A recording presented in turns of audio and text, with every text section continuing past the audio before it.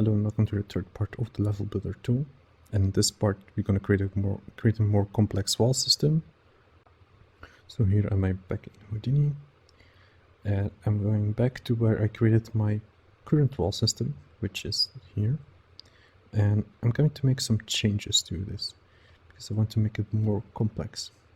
So I will keep this system that I've built, and I want to sort of build on this further.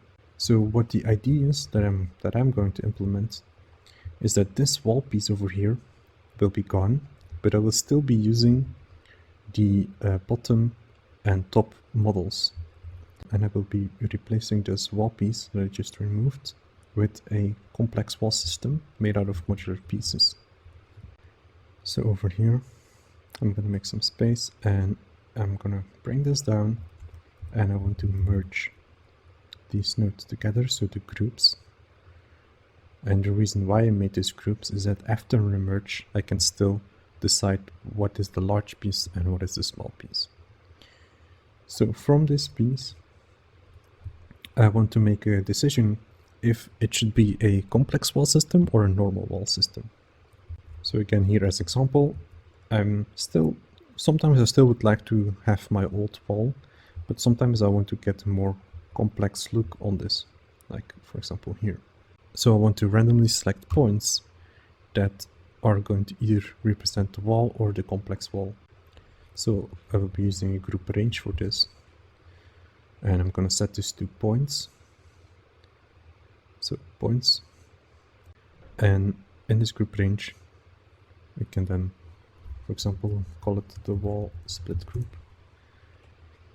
And in here I'm mainly interested in using this setting over here and pressing 2 in the off value.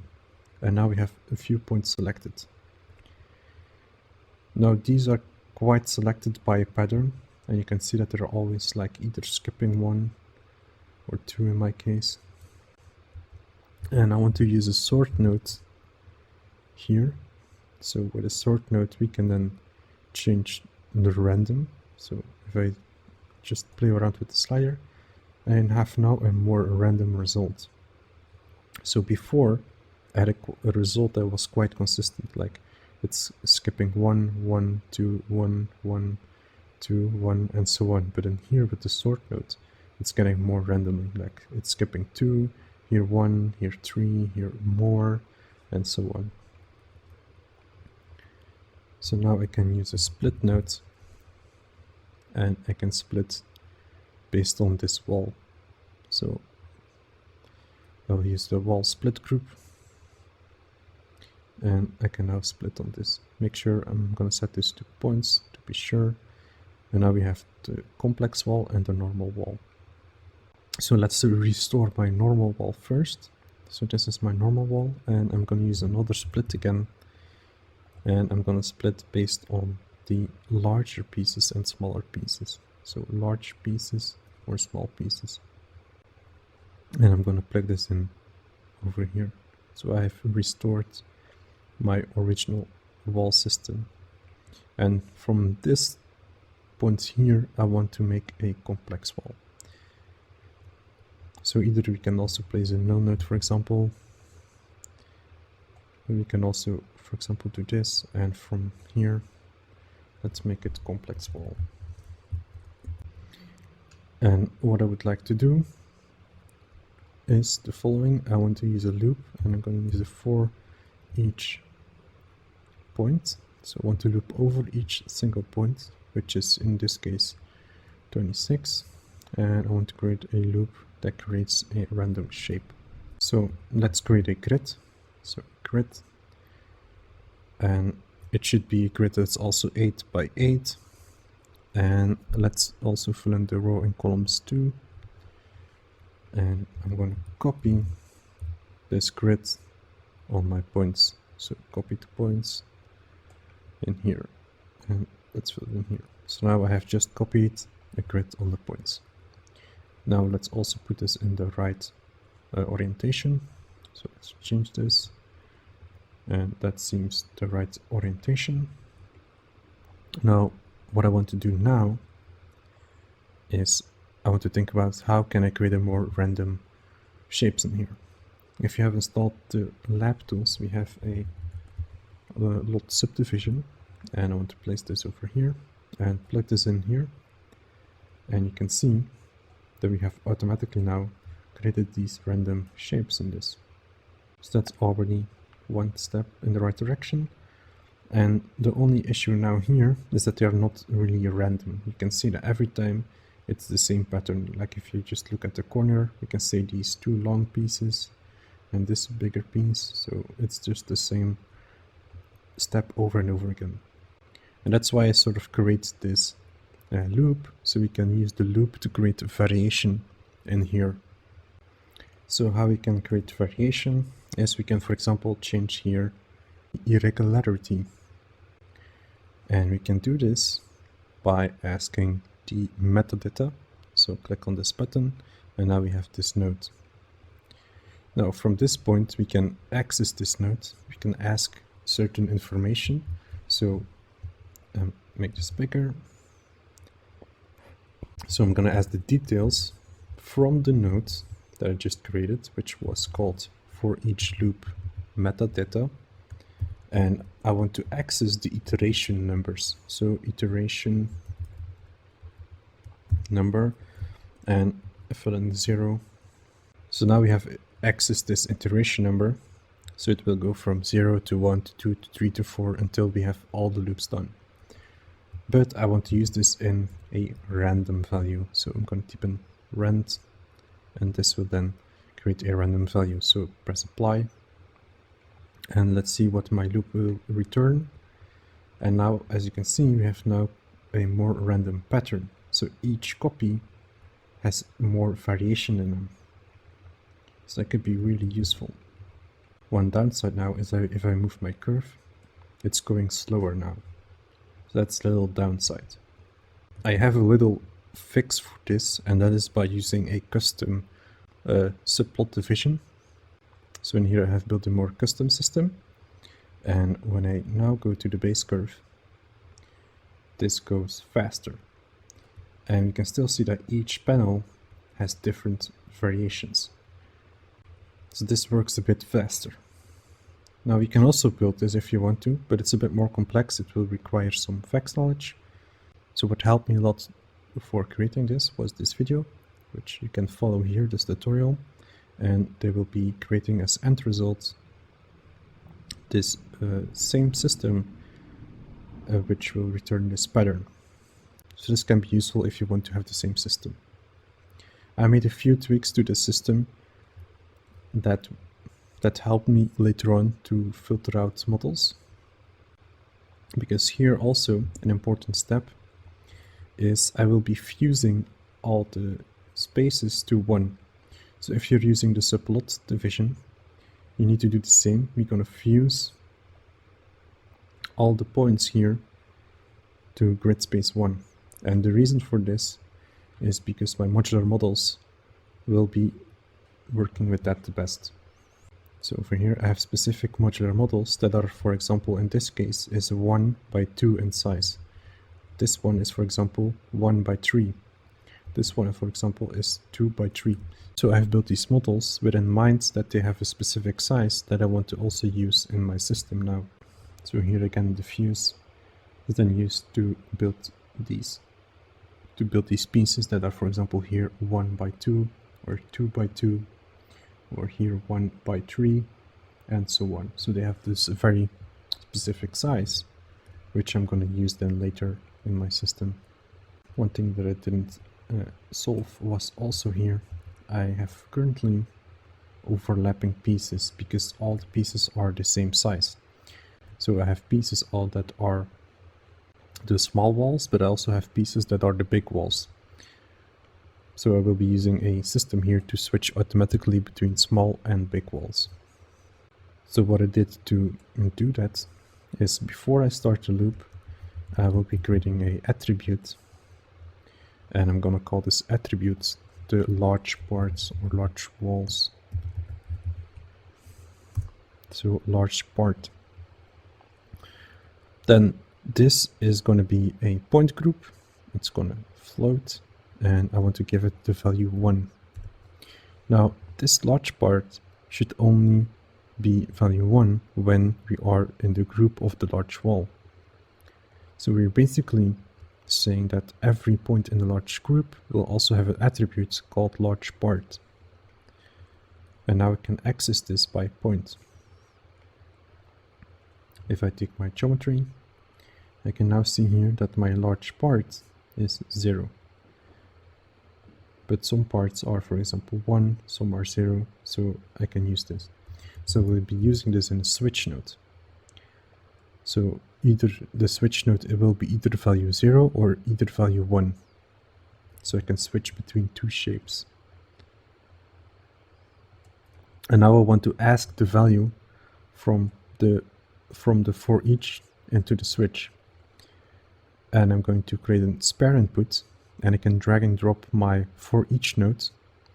And in here, I can now type in point, and I can -1, and with the -1, I'm saying look into the spare input. Then I will be saying 0, look at 0, then look for something that is called large part, or the large walls, and the default value is 0. So when this is filled in, it's going to automatically switch from 0 to 1 based on the value that we stored here in this attribute. So when it returns 0, it should be the small wall. So in here I have my wall, so it should be size 4. And when it's a big part, it should be the bigger wall, which is then size 8. So I can have two different shapes as input. So let's test this out. And this sometimes might be hard to see because we are creating all this geometry. So let's place down some color nodes. So I will be coloring, for example, here, this wall. Let's make it orange. And I can see that some parts are called orange, which are the smaller walls. So because of this system, it's not fully colored orange, but I can see that a few parts are being colored orange, and that seems to work. Now I also want to make sure that my shape is clean on the grid, and I'm going to use a match size node for this, or you can also use the axis line. You can use one of both. And I want to make a translation. I don't want to change the X and Z, I only want to change the Y because I want to make sure that these shapes are a bit better. And I want to change here this to minimum position. And now they are placed better. So the reason why they are higher is because my original points are also higher. So I can again use the match size over here. And I can also set these points to min. So now they are perfectly controlled on the grid. The reason why I'm making sure they are perfectly aligned is later on I can, for example, use a transform, and I can, for example, do this. I can rotate my shape based on the snapping point here, based on the point they are being copied. If I go here into my Unity scene, these walls are also having like a small angle, like a 10 or 15 degree angle. So I also want my random system to also have like this small angle, so we can control also how the pieces are being rotated. So that's pretty cool to then include in here as well. But for the moment, let's keep this on a side. Everything is going well, and let's continue then with the system. And so either you continue with a custom system, or you can continue here with some of the simple divisions. One of the two will be working. What we are next going to do is we're going to measure the area. So plug in the measure node, and the measure node will return certain values on how large pieces are. So as you can see, based on the size, it will return different values because it's calculating the area. If I also open my attribute spreadsheets, I can now see also the area, and each primitive has a certain area value, as you can see here. Then when I have the area, I want to add a normal direction. So in here, adding a point normal. So we have to direction where my primitive faces. Then I want to use a facet node. And in here, what I'm going to say is that they are unique points. And this will work nicely with a primitive node. And what I'm going to do here with this primitive node is I'm going to do a transformation and I'm going to lower the scale. So as you can see, we lowered the scale, and when we set this to 0, we can calculate the middle point of each primitive.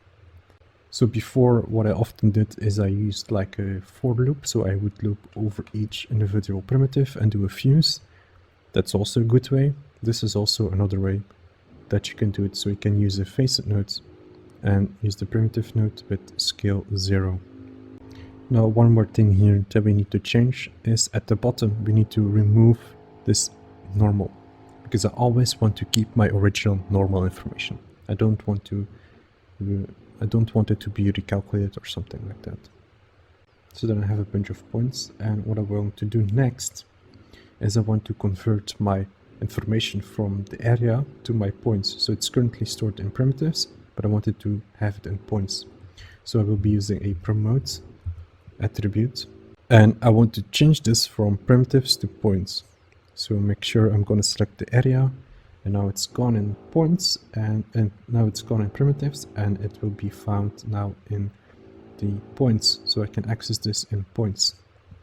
Then I'm going to make sure I'm going to fuse the points, because there are a lot of overlapping points. So fuse them, and again here disabling the remove repeated vertices and also the normals. So I have this correct direction. So this is then the basic output. So we have our points, a normal, and we can access the area size. So what I want to do next is to show you that we can use this area size to copy our models on. So we'll be using a BLAST node, and in this BLAST node I can then write an expression, and I can ask the area size, so at area, if it's for example value 2, I want to see it. So right now nothing really happens, just make sure you set it to points, and now something happens, and we need to also delete non-selected. So if area is value 2, as you can see here also in my spreadsheet, they are shown. So this means that the pieces are 1 by 2. And I can use this further for my other values. So if area is for example 3, I know that my pieces are 1 length and 3 width. And we can just keep building this as much as you want. So in my case, I have 4 different area sizes. So I will do this one more here for number 6, for example, which is this piece, which is 2 by 3, so 2 by 3 is 6 an area, so I can filter that out. And then I have one more, which is for equal pieces. And for equal pieces, I'm just gonna copy this and paste this another time, and I will be using the same values I did here, so 3 and 2. So if the area is 6, 3 or 2, then just delete it, which in this case is everything. So this will be a equal pieces. So these are my equal pieces, so 2 by 2 or 1 by 1 or 3 by 3. So everything else will be going out here. And we can already, for example, use a copy to points, and we can test this out if you want to. So in here, let's make this a 1 by 2. And we can see that it nicely fits over there. So let's plug this in my copy to points. And I have now this result. There is one little issue I have now with the system, is sometimes my 1 by 2 piece is, for example, placed in the height, so the long side is in the height, but sometimes on my 1 by 2 piece, the long side is placed in the width. So I also need to find a system that I can rotate it when it needs to be rotated. So I'm going to create a small system that says if it needs to be rotated or not. So we'll go back over here, make some room. After the measure over here, I want to loop over each primitive. So for each primitive. And so we're going to loop over each primitive. I want to use also a wrangle. And in this wrangle, I want to filter down and I want to look at the bounding boxes. And I'm going to create a vector called bound size. And this is equal to get bounding box. So the size from itself, so 0. Then I want to create an if statement saying that if bound size dot x would be bigger than the bounds dot y, I want to create a group. So I'm going to say set point group. So I want to use, and I want to create a point group on itself, so 0. Then I want to name it, which is going to call rotated. So this will be everything in the group rotated needs to be rotated. And I want to store the current point number, so current point, give it a value of 1, and I want to set the value in here. So we're just getting the bounding box. We're comparing if the x or y is the biggest one, and then we create a group called rotated. And I'm going to continue plugging in this in my system. And actually, because of the loop, we don't actually need this facet node anymore, because the loop will automatically split the pieces anyway. Then afterwards, after this fuse node, we still have access to this group node, and I want to split my points if they are rotated or not. So I'm going to, for the moment, put this on the side, and first of all use my split group in here, and I cannot access my group, and that is because I don't have any pieces that needs to be rotated. So in my case, I'm just going to copy this name like I originally typed it and paste this in here. So it's not showing up anything at the moment. So that means that the second output will be the normal points, or the points that don't need rotation. And the first input are the points that needs to be rotated. Now, since Houdini 18, there's actually a node called orientation along curve. And I actually want to use this on just points. So either you sort of like could type an attribute or some vex to create the orientation. But with this node, we can actually in here go to the additional rotations, and I want to use the first one, the roll or twist, and I can then use this. For example, we need to rotate it 90 degrees, so I'm going to fill in 90 degrees. Now we also need to copy this on the other side as well, and I'm going to fill in 0 in here. Now, to explain what is happening, I'm going to open the spreadsheet over here. And what is happening is that an extra attribute has been added, which is called the up vector, which you can see over here. So we have our normal, and we also have an up vector. So by default, Houdini will always create an up vector, which it will be 1 in the y. But in my case, when I rotate the point, let's take this over here, we can see that my up vector has now a very specific direction. So if we can control the up vector, we can also control some of the rotations. There are of course other ways to control orientations, but since Houdini 18 with this menu, we can easily add some rotations in there. So now I need to merge the points back together for here. And let's plug that back in like this.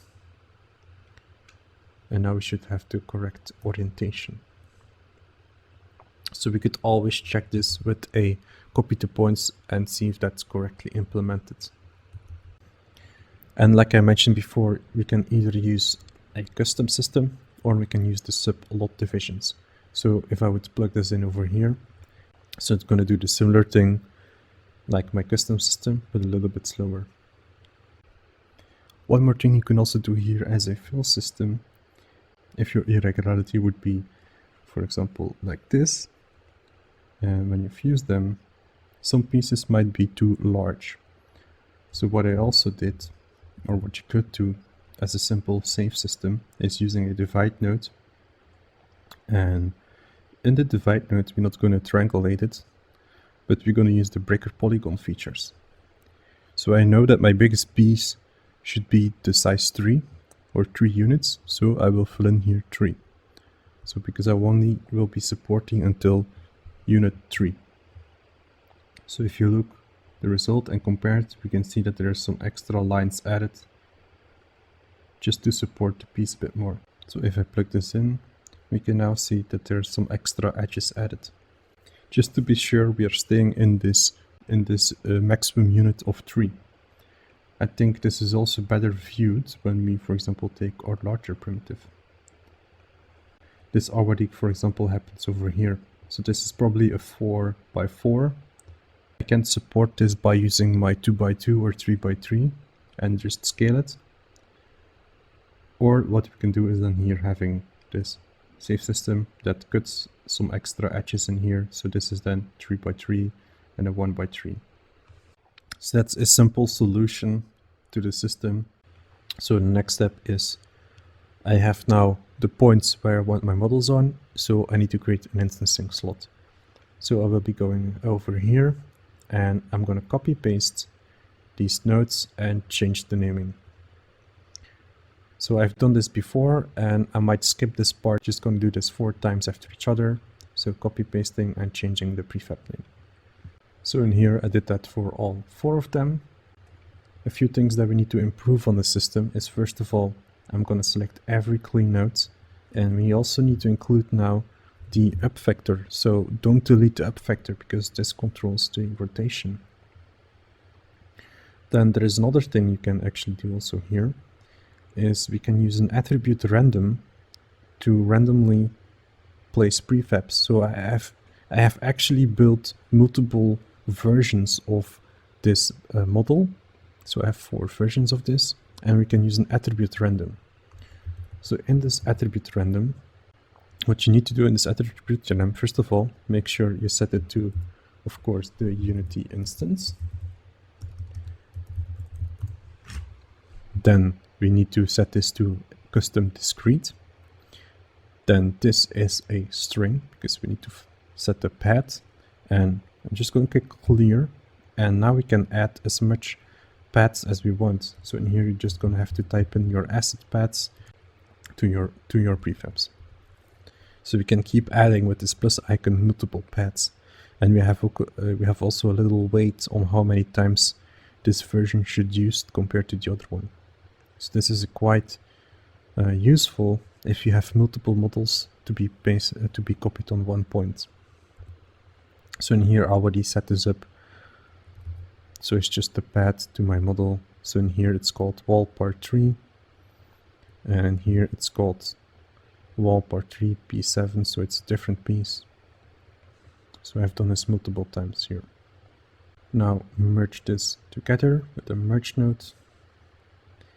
Then also place the transform node to rotate the result. And I'm going to expose the x-axis or x-rotation. So at assets, the x-rotation. So rotate x walls. And let's also clean this up a bit with the models. Let's go and bring this over here. Press accept. And I want to test my system, and let's bring everything down over here and plug this in here as well. And now I have rebuilt my asset, and as you can see, so some of my walls are normal, some of my walls are the random wall pieces. And this slows the tool also a bit down because we're also doing that complex calculation for the walls. And now let's rotate my walls. So let's say I want to rotate it 13 degrees 2 seconds later, we now have a wall that also follows nicely my original panels. And we can go more if you want to, like if you are going extreme, like 20, you can do that. You can also do that. Now, some parts there are still holes in my wall. So this piece needs actually to be scaled up like this. And same with this piece also needs to be scaled like that. So we have a wall that looks like this. So what does this mean? Is that sometimes, like in here, this piece is nicely fits nicely in my system, but sometimes over here, when I reset it to original scale, which 1, it doesn't fit nicely. So I need to scale this up automatically. So in Houdini, I can define certain scales. So I'm going to create here a small system to then say what the scaling should be.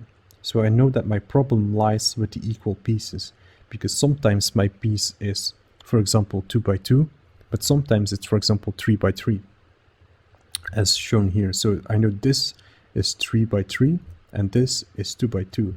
So I need to define the scale. So I'm going to use a wrangle, and in this wrangle, I want to make an attribute called pscale. And pscale is an attribute that is recognized in Houdini by default. Then I want to get the square root from the area, so at area. And I want to divide it by 2.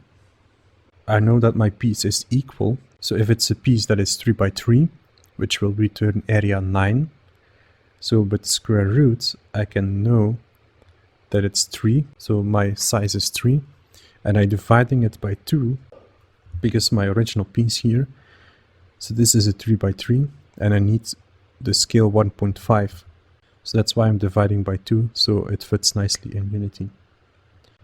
So I have now set my pscale, and also over here, we need to make sure we set something called pscale over here. And as you can see, my pieces are scaled, but everything else is gone. And the reason for this is because we set a pscale value to these pieces, but not to the other pieces. So what happened is that these models have certain scale values, like 1 or 1.5, and all the other models, they have the scale 0, so they are basically scaled to nothing. So what I have to do is I have to create an attribute called pscale, filling in the value 1. So everywhere else, I'm going to merge this, and I want to create a pscale value for the other values.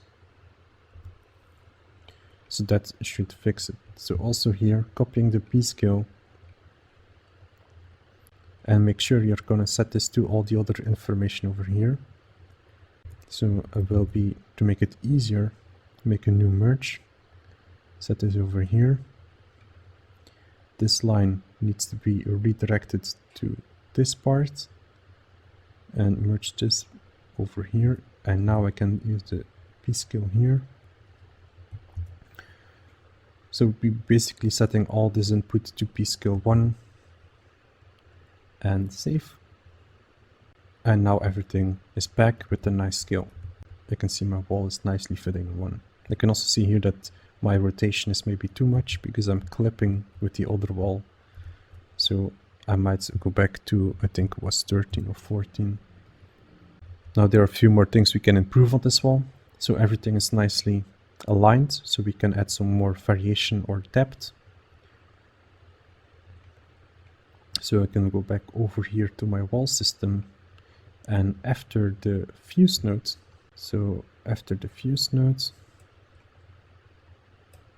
I can create a jitter, a point jitter, and this will, if you play around here, we can see we can push our points away from each other.